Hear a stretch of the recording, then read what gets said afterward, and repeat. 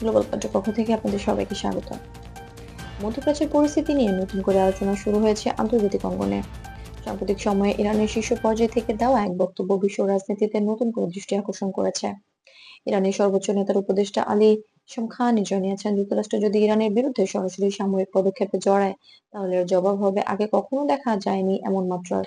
তার ভাষায়, এমন পরিস্থিতিতে ইরানের প্রতিক্রিয়া এমন জায়গায় পৌঁছাতে পারে যা ইসরায়েলের কেন্দ্রীয় অঞ্চলের জন্য বড় ধরনের চ্যালেঞ্জ হয়ে উঠবে।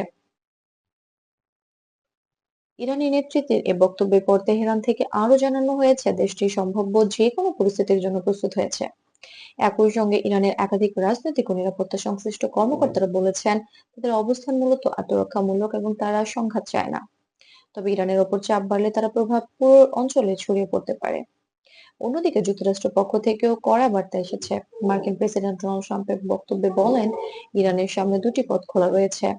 একটি হলো আলোচনার মাধ্যমে পরমাণু সংক্রান্ত সমঝোতায় পৌঁছানো, আর অন্যটি হলো কঠিন পরিণতির মুখোমুখি হওয়া। যদিও তিনি সরাসরি কোনো সময়সীমা বা পদক্ষেপের কথা উল্লেখ করেননি। আন্তর্জাতিক সংবাদ মাধ্যমগুলোর বিশ্লেষণে বলা হচ্ছে, ইরান যখন ইসরায়েলের হৃৎপিণ্ড শব্দটি ব্যবহার করেছে তখন সেটি মূলত একটি রাজনৈতিক ও বার্তামূলক ভাষা। সাধারণভাবে এটি দেশটির কেন্দ্রীয় প্রশাসনিক ও গুরুত্বপূর্ণ অবকাঠামো এলাকাকে বোঝাতে ব্যবহৃত হয়। তবে ইরান এখন পর্যন্ত কোনো নির্দিষ্ট স্থান বা পরিকল্পনার কথা প্রকাশ করেনি। বিশেষজ্ঞরা মনে করছেন, বর্তমান পরিস্থিতিতে সব পক্ষই প্রকাশ্যে সংঘাত যাওয়ার বদলে চাপ সৃষ্টির সতর্কবার্তার মাধ্যমে নিজেদের অবস্থান তুলে ধরছে। যুক্তরাষ্ট্র মধ্যপ্রাচ্যের তার নিরাপত্তা ব্যবস্থা ও নৌবাহিনীকে সতর্ক অবস্থায় রেখেছে বলে বিভিন্ন আন্তর্জাতিক প্রতিবেদনে উল্লেখ করা হয়েছে। ইসরায়েলের পক্ষ থেকেও জানানো হয়েছে, তারা নিজেদের নিরাপত্তা নিয়ে সর্বোচ্চ সতর্কতায় রয়েছে এবং যে কোনো পরিস্থিতি মোকাবেলায় প্রস্তুত। তবে দেশটির কর্মকর্তারা প্রকাশ্যে সংযত ভাষা ব্যবহার করেছেন এবং সরাসরি কোনো হুমকির জবাব দেননি। এদিকে ইউরোপীয় দেশগুলো ও জাতিসংঘ পরিস্থিতি নিয়ে উদ্বেগ প্রকাশ করেছে।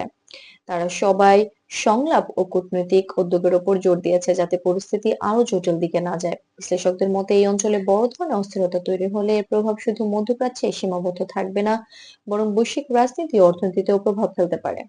বর্তমান বাস্তবতায় বলা যায়, ইরান, যুক্তরাষ্ট্র ও ইসরায়েল তিন পক্ষই নিজেদের অবস্থান স্পষ্ট করেছে। তবে সরাসরি সংঘাত এড়ানোর চেষ্টা এখনো লক্ষ্য করা যাচ্ছে। সামনে পরিস্থিতি কোন দিকে যায় তা অনেকটাই নির্ভর করবে কূটনৈতিক যোগাযোগ ও আন্তর্জাতিক চাপের উপর। গ্লোবাল পয়েন্টের পক্ষ থেকে আমরা পরিস্থিতির সর্বশেষ আপডেট আপনাদের জানাতে নজর রাখবো। ভিডিওটি ভালো লাগলে লাইক দিন, মতামত জানান কমেন্টে, আর নিয়মিত আন্তর্জাতিক ও যুক্তরাষ্ট্র ভিত্তিক নিরপেক্ষ সংবাদ পেতে গ্লোবাল পয়েন্ট চ্যানেলটি সাবস্ক্রাইব করে সঙ্গেই থাকুন।